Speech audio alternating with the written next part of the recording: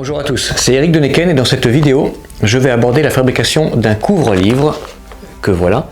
Mais ce n'est pas tellement la fabrication en soi du couvre-livre qui est intéressante ici, mais l'association gravure laser et repoussage. Donc on verra les deux de toute façon en façade et en dernière de couverture. C'est un couvre-livre aussi qui fait un hommage à Lovecraft. Vous verrez dans la vidéo en termes de motifs et de texte, pour ceux qui connaissent. N'hésitez pas à commenter, liker, partager et si vous vous sentez généreux à me soutenir sur Tipeee. Je vous souhaite un bon visionnage. Voici la couverture où a déjà été réalisée donc une phase de gravure ici. Il y aura une deuxième phase autour de ce motif où ce sera essentiellement du texte donc qui sera gravé. J'ai transféré mon dessin et je l'ai incisé donc ici et sur la partie gauche. Je vais maintenant attaquer le repoussage à l'aide des béveleurs.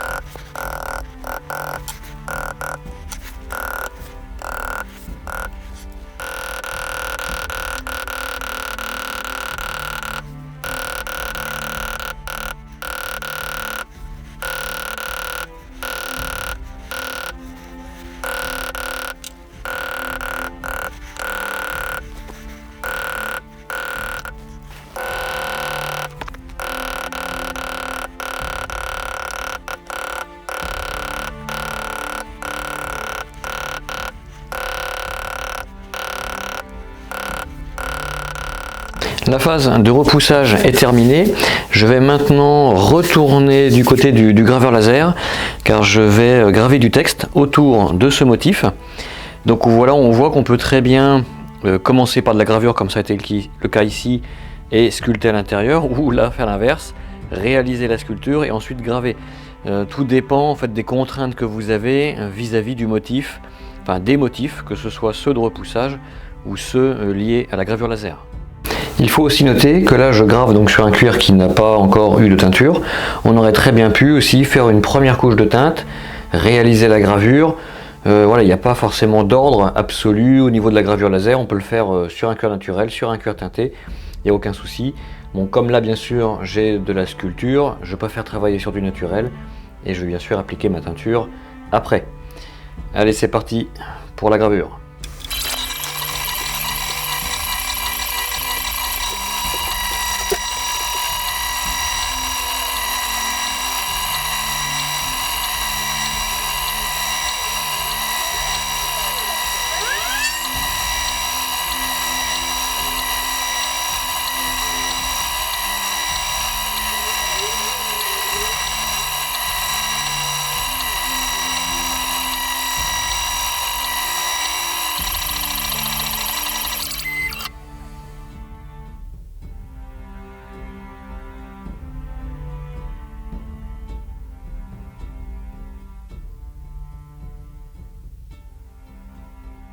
Première chose à faire, et c'est ce que j'avais fait lors de la première phase de gravure, nettoyer la zone où le graveur laser est passé. Là je le fais avec du savon glycériné. Voilà, ça craint rien, je pourrais teindre sans problème derrière. Et ça me permet d'enlever toute la cendre qui s'est créée, qui s'est déposée dans la zone de gravure.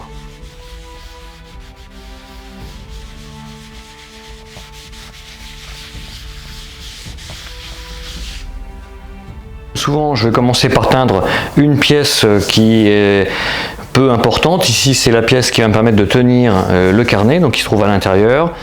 J'ai abacarré une tranche ici, celle qui ne sera pas cousue. Ici, tout autour, j'aurai ma couture de fixation. Je vais commencer par mes couleurs claires, ici du jaune, parce qu'en plus j'ai une tonalité de cuir assez sombre de base. Et puis je vais faire peut-être un petit dégradé de marron. Ici, je ne vais pas trop me compliquer la vie, sachant que c'est une pièce qui sera très peu visible.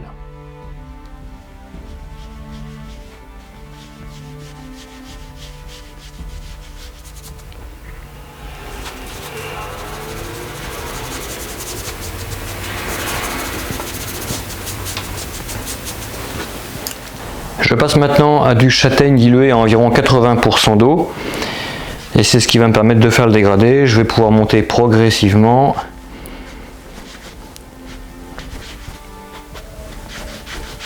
Donc là, ici, comme je l'avais précisé, je suis sur un cuir de la tannerie Arnal. C'est un cuir qui est très agréable à teindre. Il n'est pas forcément le plus agréable à repousser parce qu'il est un peu tendre. Mais pour ce qui est de l'absorption des teintes, voilà, ça me fait un dégradé presque tout seul en fait. Il est très agréable de ce côté-là parce qu'on n'a pas besoin de se compliquer la vie. Il diffuse assez facilement les pigments, donc le dégradé est facile à réaliser.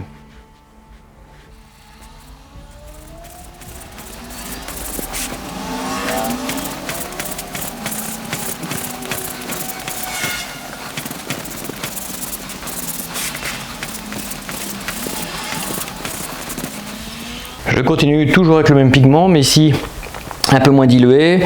Il est dilué là environ 50% d'eau. Donc je vais voir, parfois selon les cuirs, ça va pas forcément créer une grosse différence. Et c'est le cas ici parce que comme justement j'ai un cuir qui diffuse bien mes pigments, voilà, c'est pas flagrant. Donc je vais passer tout de suite à la version pure.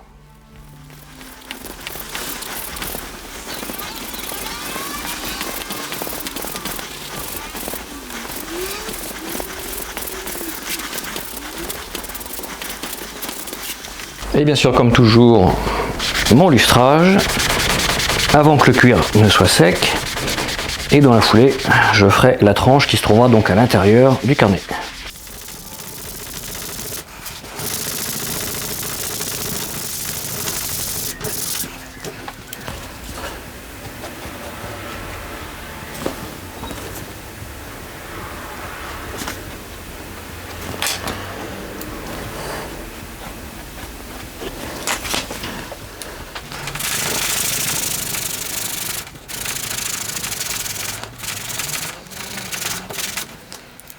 C'est parti pour la pièce principale, donc ici même protocole, le jaune à l'éponge, et puis je ferai sans doute un petit effet de dégradé marron, mais je vais sans doute rajouter un peu plus de couleur sur cette partie.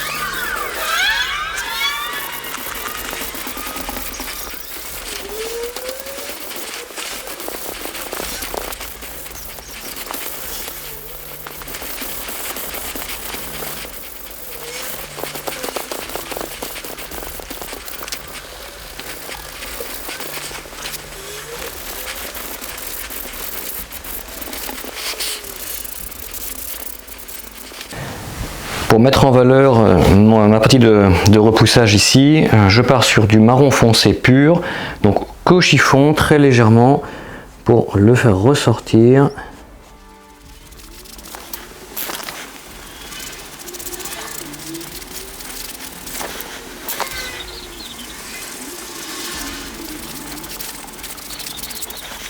Je viens maintenant appliquer un peu de rouge foncé sur les caractères.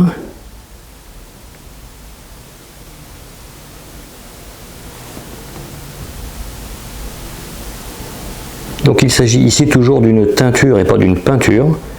Je vais venir avec des peintures, je pense par la suite, notamment dans les zones de gravure, avec des peintures un peu métallisées, et je pense que j'utiliserai du bronze.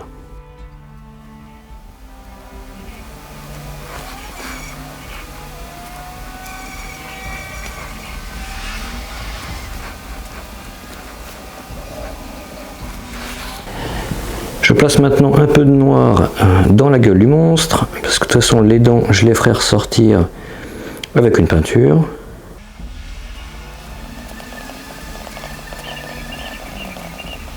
J'applique maintenant un petit peu de vert au chiffon sur le scarabée.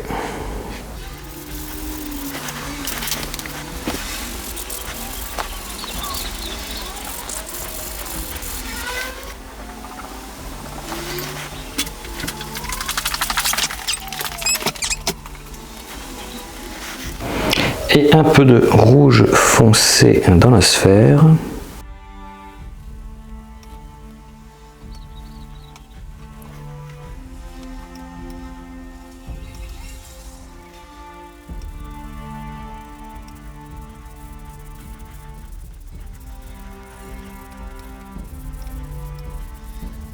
J'applique maintenant un petit peu de peinture dorée Angélus que j'ai très légèrement diluée donc dans le scarabée.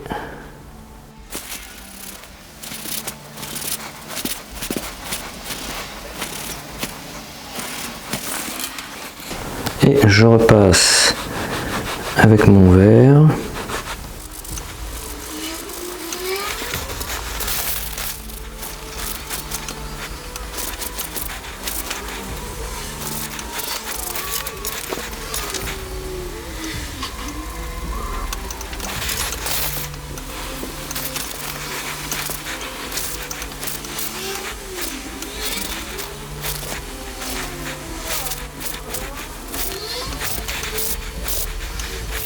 J'ai appliqué un petit peu de doré autour des motifs. Je vais maintenant appliquer toujours dans la gamme Angélus du bronze, ici plus pour faire ressortir tout le texte qui a été gravé.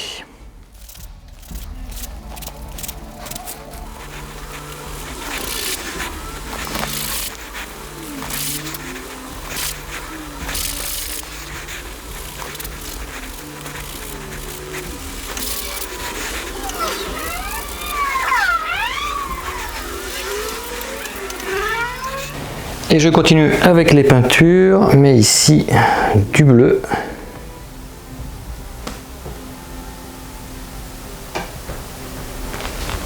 Toujours pareil, hein, légèrement dilué.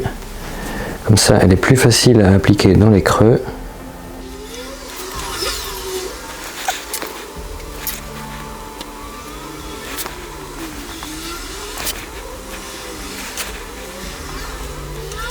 Et je passe maintenant un peu d'antique finish dans les zones dorées ici pour les adoucir un peu parce que là je trouve qu'elles ressortent un peu trop.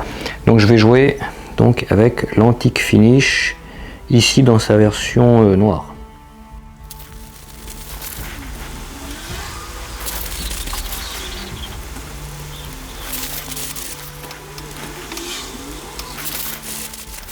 À l'intérieur de ma pièce de cuir, il y avait ici une petite trace de stylo bille qui avait été laissée par la tannerie. J'en ai profité donc pour cacher cette marque, d'utiliser du Waterstein noir que je suis venu appliquer à l'aide d'une éponge à grosse alvéole. Donc là j'ai mis du noir et puis là je vais revenir, alors j'ai remis un peu de rouge dans la trace de noir que j'avais dans mon pot. Et je vais revenir comme ça, rajouter une petite tonalité de rouge. Bon, c'est très léger parce qu'il est bien sûr donc là mélangé au noir. Voilà, je fais un petit effet moucheté. Voilà, c'était pas prévu que je fasse quelque chose à l'intérieur, mais du fait de cette trace de stylo bille à l'intérieur, voilà, je me dis tiens, j'en profite, je vais m'amuser un peu. Donc même un petit défaut, voilà, permet d'être créatif.